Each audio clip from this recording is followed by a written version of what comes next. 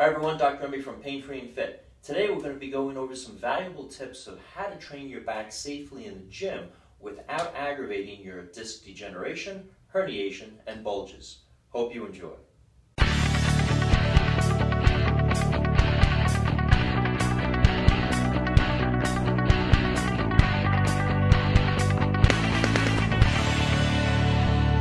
So if you've seen any of our other videos on disc herniations, bulges, and degeneration here on the channel, you know that we're always talking about discs in the lower back being aggravated by two main forces. One is flexion or bending forward from the waist, because as you bend forward, the front of the spine becomes compressed, aggravating herniations, bulges, and degeneration, or compression from above, if the spine is compressed from above down or from down up, such as in a leg press with the weight coming down. Flexion and compression is typically what's going to aggravate most cases of disc degeneration, herniation, and bulges. So previously we've talked about finding what a neutral spine is for your body, and that's tailor-fitted to each of us. Some of us, to find a neutral spine, need to position our spine with one hip down, slightly twist our pelvis to one side, engage a multifidus muscle, engage a pelvic tilt, anterior, posterior, trying to align and engage muscles to support the spine in its most neutral or safest position, so that when we are working out, we're not creating asymmetrical forces or damaging forces to our disc.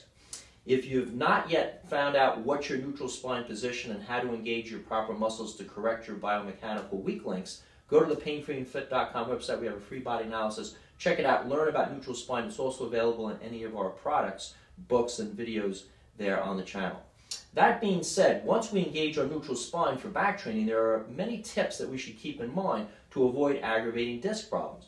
Number one, the typical exercises of bent over rows, where we're bending forward to row up, is, even though we're going to try to keep a neutral spine, is very difficult for the back to remain stable with the weight forward. There is a tendency to start flexing forward from the waist. That typically is not a safe exercise for disc problems. Nor is a seated row, where we're sitting down with a low cable and trying to row. Regardless of our foot position and our knee position, the tendency when the weight comes forward is to flex forward, not only from the hip, but also from the lower back. That typically is going to aggravate many disc problems. So some great tips to try to stay away from these two in the rowing position is to modify it. You can use a barbell or dumbbell prone row when you're laying on a bench, engaging your neutral spine.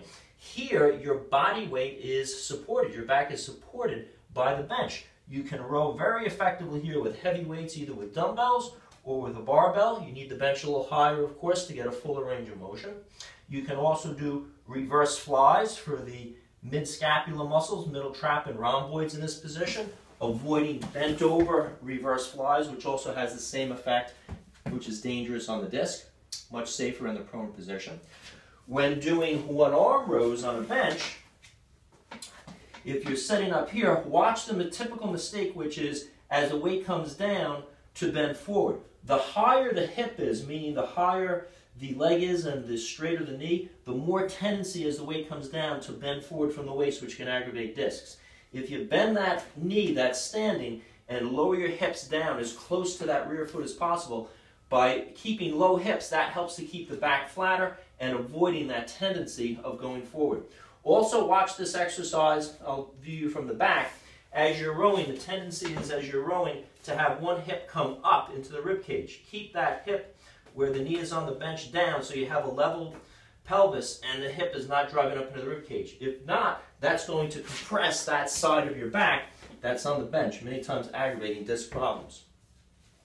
If you're in a rowing machine going for cardio, back and forth, make sure that you're keeping your neutral spine with a slight arch in your back. As that cable comes forward, the tendency is to lean forward with the waist. Again, that's flexing the spine, aggravating disc problems.